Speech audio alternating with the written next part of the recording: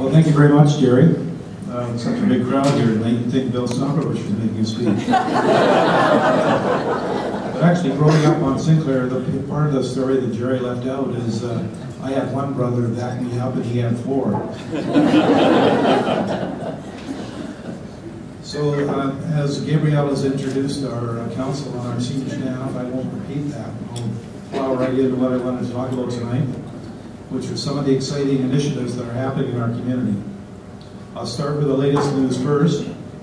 Last night, your council voted for a 0 tax increase for 2012. We felt that it was important to show leadership in trying to stretch every tax dollar we receive, particularly in this economic climate. We are also committed to doing with our staff a full review of our programs and departments to look at what levels of service we're offering and what other options exist. Another recent achievement has been the recent acquisition of 2 more waterfront lots on Argyle. Now, 37 years after the Council of the Day began this acquisition policy, 29 of the 32 properties are owned by us. This is a significant investment that was made for residents, now for those to follow us. The first lot cost us $85,000 and was very controversial at the time because we thought it was an exorbitant sum. But it turned out to be a great investment and is a true tribute to the Council of the Day. We now need to complete a plan for the best use of those lands for the use and enjoyment of our residents. Another highlight to come is our centennial celebration. Over the past 100 years, our community has certainly grown and changed. We're 44,000 strong with a great sense of civic pride and commitment to our community. We have great civic facilities, impressive service levels, and a spectacular natural setting. Our official birth date is March 15th, and a birthday party will take place at the library from noon till 4. This will be a family event with cake, music, and activities for all. Our Community Day on June 2nd will feature a major district-wide celebration from Horseshoe Bay to Ambleside. There will be music, barbecues, our treasured beer garden, and many other community celebrations. This is a not-to-be-missed day, and I encourage you to attend, and also to visit our Centennial website, westvan100.ca. I want to speak now about the recently announced proposed purchase agreements for our municipal lands in the 1300 block Marine Drive. This unique property is an underperforming asset. We do not need a police station so close to the waterfront, and the rest of the block generates far below what we should expect in tax revenues. Nobody can consider that what is there the best use for this significant location. For years, and in fact decades, councils, citizens groups, working groups, various committees have done studies on Ambleside. Residents and business have had endless debates about this area and what it could be versus what it is.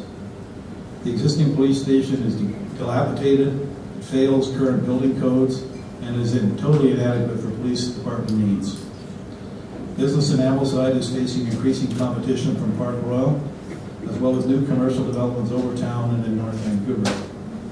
There is insufficient housing stock for those who wish to live there and be close to the transit and services that are there. In short, Ambleside is not working. It needs change and a refresh. Our proposed sales agreement provides us with both economic and social benefits. The numbers are very strong. Our consultants tell us so, and the many citizen experts with specific related development experience who have helped us with these agreements all enthusiastically support it. We thank those residents for the time they have spent and donated to the community.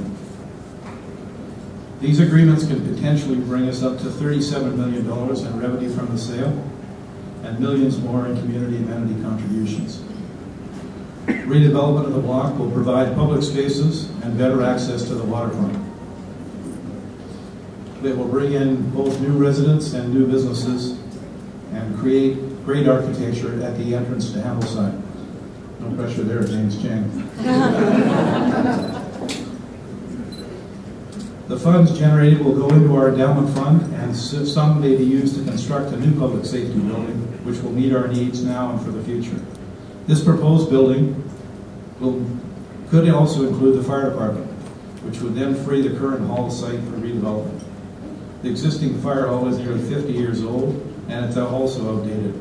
It would probably collapse in an earthquake, leaving our community without emergency service in a major disaster. This council intends to deal with the district's substantial real estate holdings in a sensible way to generate sources of revenue besides taxes. The fire hall site can help us do that.